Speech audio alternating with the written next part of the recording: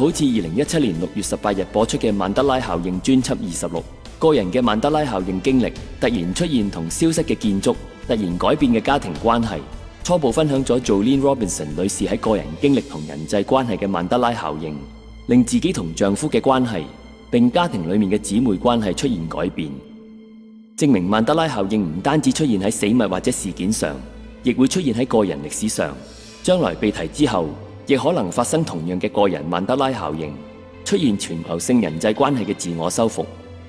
今集曼德拉效應專輯會為大家分享另一個人倫關係嘅曼德拉效應。主角係一個 YouTube 談論陰謀論頻道嘅 The Truther Girls 嘅主持 Sonia。有一日，佢同自己認識多年嘅兒時朋友聚餐，講起自己已離世嘅父親，卻突然發現對方嘅記憶出現咗唔同版本。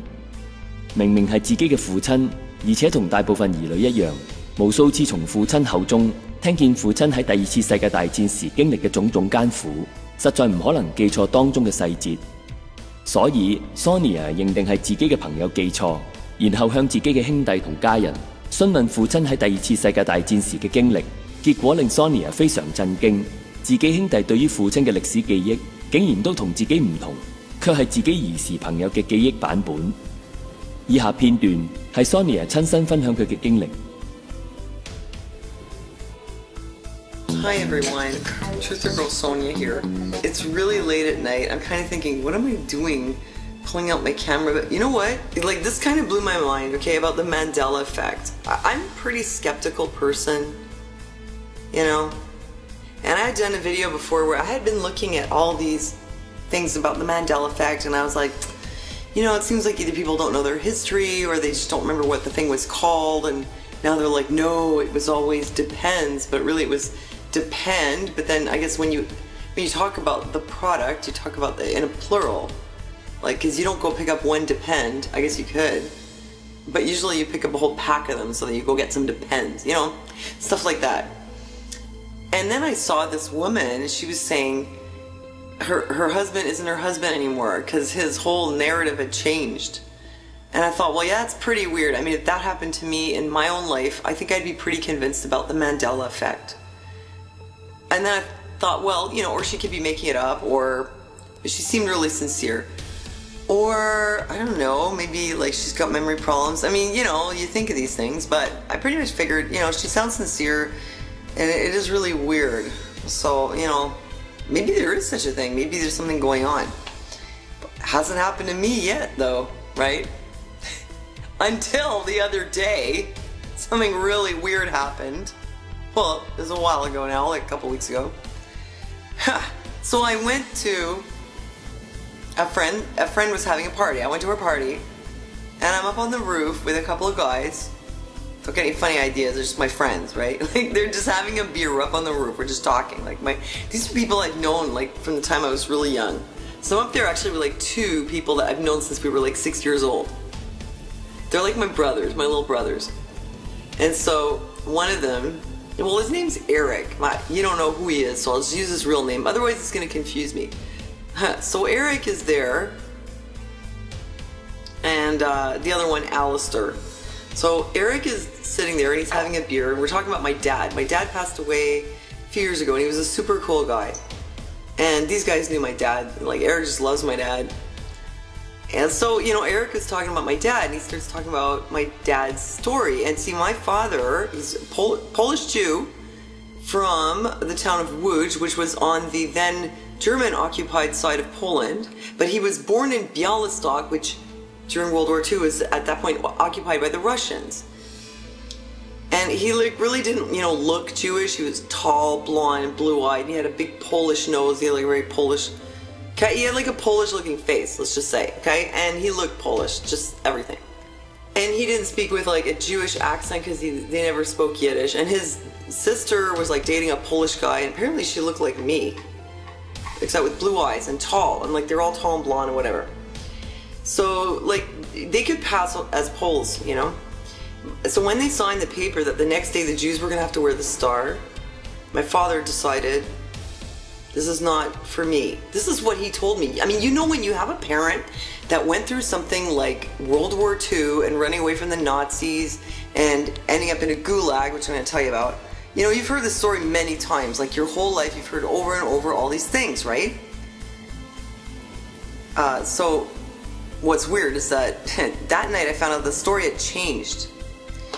So the story was that when they said in the paper that they're gonna have to wear the star, my father, and his words were, "This is not for me." This is what he always said to me. And that he left with his cousin Adam the next morning, and they just walked right through, even though there were Nazis like left and right.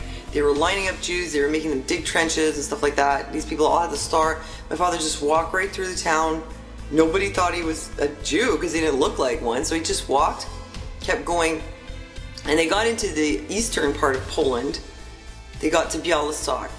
Now this night, Eric is telling me that my father had to wear the armband or the star or something, and I'm like, no, he never wore it, because the day that they announced they'd have to wear it the next day, that's when my father left. Like, I've heard this millions of times. So I'm thinking, okay, Eric, you know, maybe he has the story wrong or whatever. He's had a couple of drinks. Eric, if you're watching this, I love you, but you were a little tipsy. So I was just like, whatever, Eric's been drinking and like maybe he's got it mixed up. You know, it's my dad, I should know, right? So then there's more. So, and my father ended up on the Russian side, and he ended up in the Gulag. And what he had told me was that after he'd been on that side for like a year, he'd been with his relatives and he'd been with people and he'd been chopping wood to earn his room and board or whatever. At some point, he went into a police station to ask a question about something. And when he got in there, they started asking him questions, and they found out that he wasn't registered, and he was from Łódź. And at the time, like, everybody was supposed to register. That's what the Soviets said, you know, you all have to register with the government. And my father, rebel that he always was, or maybe he was just lazy and he didn't have it together, but anyway, he didn't register. So then he goes into a police station, and what he told me, what I've heard my whole life, was I asked them questions, and then they started asking me questions, and they basically detained him, was what he said. And then they wouldn't let me go, he said. And then, you know, they like put him in a holding cell, and then they had this, like, he said it was like a kangaroo court trial with all these people that were being detained, and they're like 8 years for you, 2 years for you, 6 years for you, and it was just really random. And he was asking somebody else, so how many years did you get? How many years did you get? And the guy goes, it doesn't matter, we're all gonna die. So like, I've heard this story so many times. So he said it was because he went in the police station to ask a question. It was just like really, you know, wrong place at the wrong time. And he went to the Gulag, and he was there for 2 years. And then he said they were liberated. And, you know, then he left, and then he joined the Polish division of the British Army. So I knew that after my father was released from the Gulag, but before he got into the army, he was on the street. At this point, he was about 20 years old, and he spent some time where he was like homeless, and he used to have to go in, like, he was a thief. He would have to like go into people's houses and like try to find some bread that he could eat, or some coins or something like that. But it wasn't like he was going in there to steal stuff just for whatever. He was really trying to survive. It was World War II, right? So I knew that he was doing this kind of stuff, and I knew that like when they'd be selling bread, he'd like stick his hand in, and with one hand he'd pull out bread, and the other hand he'd pull out money. And another time, he always told me that story, and another time he told me a story about how he stole a couple of like roast chickens, and the cops came after him, and he ran, and he jumped on a train with the chickens, and he was sitting on the back, and the cops were like, whatever, in like, you know, Russian, and he was just sitting on there like eating his chicken, and he ended up in a totally different place because he got on that train. So he told me all these stories, but from what he had told me always, he ended up in the Gulag because he went in that police station to ask a question. So this night at my friend's party, Eric is telling me that my father was in a gang, like a street gang, and that he got arrested for selling illegal vodka and bagels. And I was like, no, what are you talking about? That's impossible. My father got arrested for going into the police station, and then they wouldn't let him go. And Eric is like arguing with me. So I'm thinking, well, yeah, like Eric's tipsy, right? And why is he arguing and arguing? It's my dad, I would know, right? So I decided to finally just let it go, you know. I was just like, oh, whatever. I'm not gonna get into it with him. Let him think what he wants. I'm like, sure, Eric, my dad was in a gang, whatever.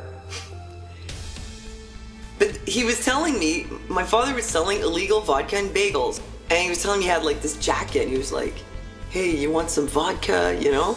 And then like, no, maybe bagels more your style. I was wondering, like, illegal bagels? Why would it be illegal to sell bagels? And why would you, I mean, if you had something pricey like vodka, why would you have bagels too?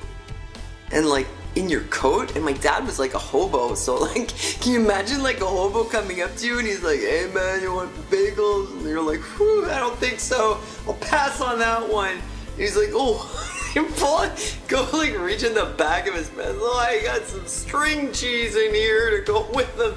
I mean, who sells bagels out of their coat? Like, what kind of a hobo does that? Okay, the vodka, I get it, it's like drugs, but bagels? So I was like, this is the most ridiculous story I've ever heard in my life. Eric, you're so drunk, just stop, you know?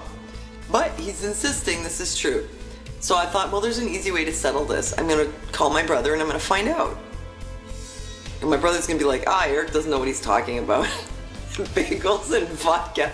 Bagels in his pants. Oh yeah, I got one right here. I got a little twisty bread for you here. So anyway, I finally just call my brother the next day and I'm like, what's up with this? You know, I know Papa's story really well, and Eric is telling me that he didn't get arrested walking into a police station. He got arrested and sent to the gulag for selling illegal vodka and bagels. And my brother's like, yeah, that's what happened. What? I mean, look, you know, I've heard this story how many times in my life? And I'm like, whoa. What do you mean, yeah, that's what happened? And Eric's telling me my Papa was in a gang, and he's like, yeah, he was in a street gang.